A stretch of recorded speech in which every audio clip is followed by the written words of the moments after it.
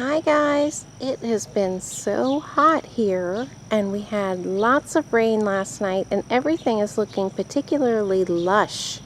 I was looking down at this view and this view is what I see when I come back to the house from the garden in the back of the yard.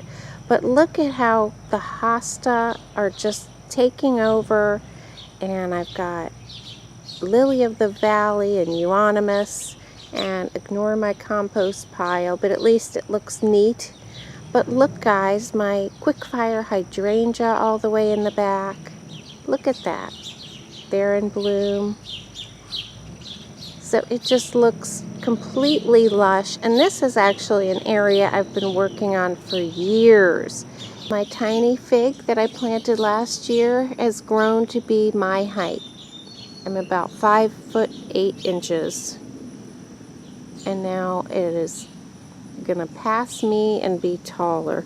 And I have some green onions underneath growing. I figure if I plant crops underneath trees, then I'm going to be giving extra water, and I think that's part of why this tree is doing so well. Every time I come over to water the onion crop, I'm also watering the fig. Kind of double duty there. My canna bloomed.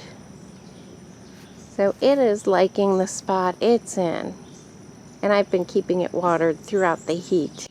And the plant nursery's coming along. These are the euonymus I'm trying to turn into a standard form. And this was a hydrangea cutting that was doing poorly in the ground, and I popped it in some nice quality soil, and look, it's gotten huge.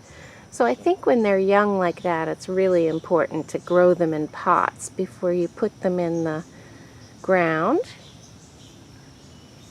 I've got some little boxwood cuttings trying to do topiary forms, only letting the top part really grow out.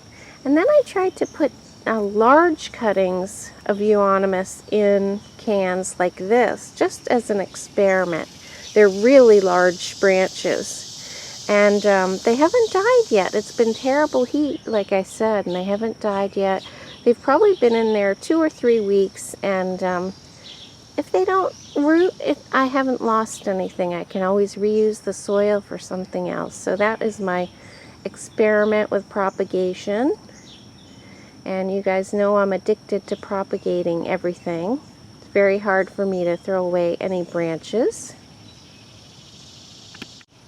These hostas are loving life at the back of the polytunnel. This is a highly shaded area, and they're putting up some blooms. They're very delicate. They're kind of a very, very faint purple white. They're pretty.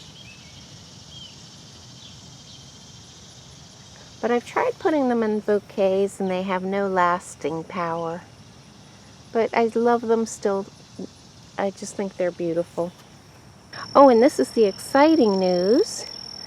The seedlings my neighbor gave me for the Korean cucumber are making cucumbers already. It is very happy in this spot, but look at that beautiful cucumber. I may have to pick that soon. And of course, once you see them form, it only takes a few days for them to get to full maturity.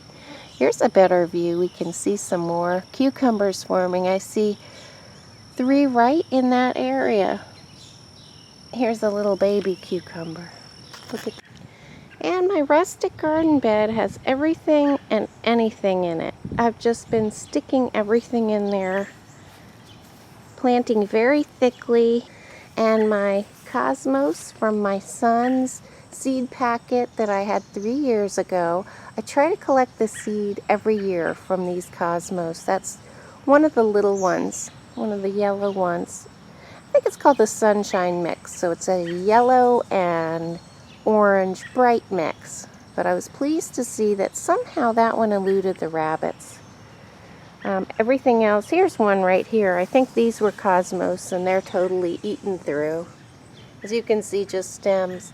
But I did plant 3 pots of zinnias that were mature, and they were left alone. So I think it's just tender seedlings that they like to eat, because I have had no luck otherwise growing zinnias from seeds. Something is eating the tender foliage of the new seedlings, but the more mature plants get left alone. So I may just have to do it that way with my bunny population. Or it could also be earwigs too that are eating the young seedlings. But my tomatoes are starting to flower up. These were the mystery tomatoes, guys. I just threw them in this bed. And one thing I did over here last week, let me show you, was I took cuttings from my basil and I just popped them in the ground and kept them watered twice a day. This happens to be particularly nice loose soil here. And I cut the tops off the basil there and just popped them straight into the ground. Basil's really easy to root. And I just popped them in and they look really good. So I could have 3 new basil plants next to the mother basil. Let's hope that works. Oh my gosh, what is this? I can't believe it. A breadseed poppy. I thought it was too late for them. Look at that, guys. It's tiny right now. Wow, I've got to come around closer and look. Here's a close-up of the one I first spotted. This is exciting indeed. I was seeing everyone else's poppies bloom in the spring and thinking mine may never bloom, and look. Never give up hope, guys. Isn't that pretty? Now this looks way, way, way tinier than I would expect a poppy, but as you can see, it's a very small plant. So, you know, I'm working on the soil in this bed, and each year it should get better. But isn't that exciting? I am so excited.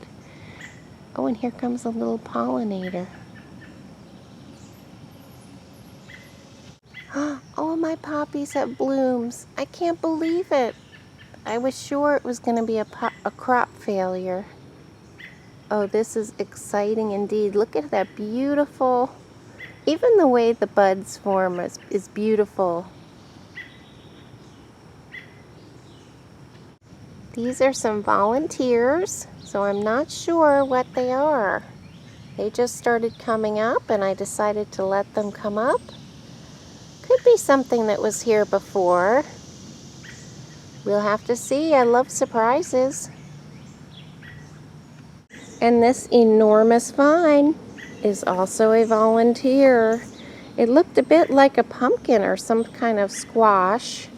So I let it grow, and it's growing all the way up this tomato cage and has attached itself to the tomato. So we'll have to see what comes about. It looks like it's starting to set some blooms, so that will also be a surprise. These are the blooms down here at the armpits of the plant. So we'll see what comes off of that. But I think it's always nice to let things grow and see what they are, because they're usually the toughest plants if they've decided to grow themselves. I have a little pot of chamomile seedlings growing. So we'll see. Once they get a little bigger, I'll split that up and put it in different parts of this rustic bed. And this fig tree in the back of my garden is covered with figs. Every little joint here has a little fig growing. This is so exciting. Figs grow so fast. The bigger ones are down here towards the bottom. I guess they developed first. But look at that, guys. Isn't that beautiful how a fig grows right between the trunk and the leaf? So pretty. So when those turn brown, they'll be ready to harvest. And this is a hardy fig, guys. I live in Maryland, so it's a hardy fig. These are extremely special daylilies. These came from my childhood home.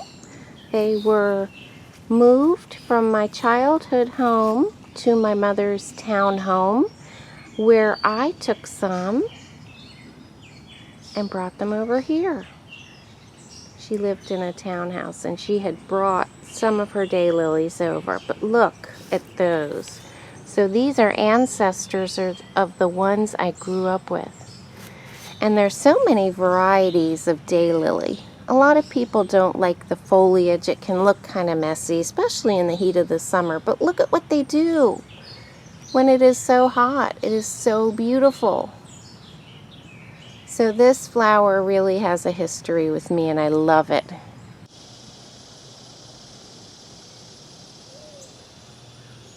There's a little bunny friend. They are so cute. Lots of baby bunnies around here.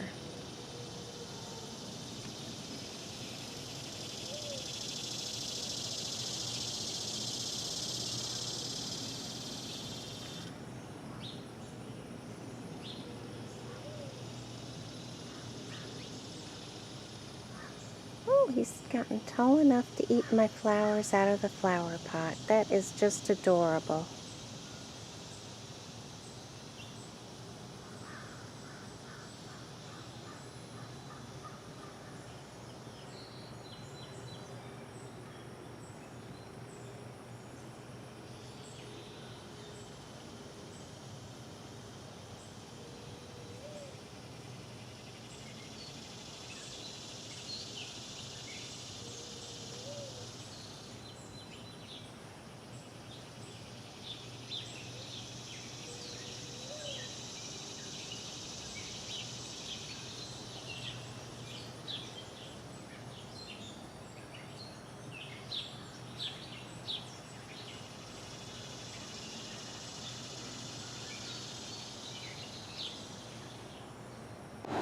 The black-eyed Susans always pop out in the heat of the summer. We have had such hot weather and it's great for the black-eyed Susans. That's their preferred weather. So I have them popping up all over the garden. I have this nice batch here and then a couple more along the fence. And I just love those guys. You can count on those when it's hot. And as you can hear, my air conditioner's on. So you know it's a hot day. Isn't that beautiful? I love those. Very good flower to have in the garden when you live in an area that gets very hot summers. I wanted to show you how well the stone crop that I planted in between the stepping stones it has been doing. It's actually completely filled in. And it's kind of funny, it's a magical looking path, but all it does is lead to our noisy air conditioner unit.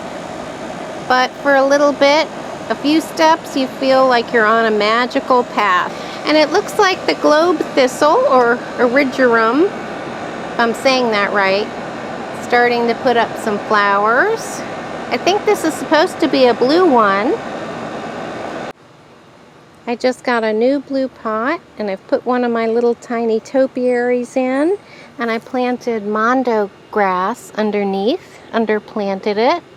So that'll be a nice pot I don't even have to worry about. And I suppose I could put flowers in between the mondo grass until it fills in, but I just can't resist a beautiful blue pot in the garden, guys. So I'm thrilled with this. I put it together just yesterday.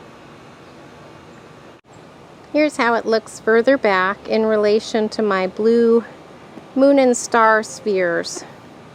So I really like how the touches of blue in the garden are really spreading throughout. The petunias are another plant that loves the heat. They have just gone wild in my pots up on the deck. And I also have some alyssum here, which has finally bloomed. That was just some seed I planted around my topiary. So I'm really thrilled with that. But this is what really catches my eye. All these gorgeous petunias, purple and pink. Here's a few more over on this side, and it looks like my ageratum has started to bloom. I love their soft, fluffy blooms, and they're such a beautiful purple blue. So I'm very happy I saved those from the bunnies and put them in a tall pot. And I even have a white echinacea bloom starting down here. So that was another thing that I saved from the bunnies. So even though we have lots of heat, we're starting to get a lot of blooms. Summer blooms. So thanks so much for joining me in the garden today, and I hope you are surrounded by summer blooms and bunnies. Bye! So darling. Thanks for watching. Bye.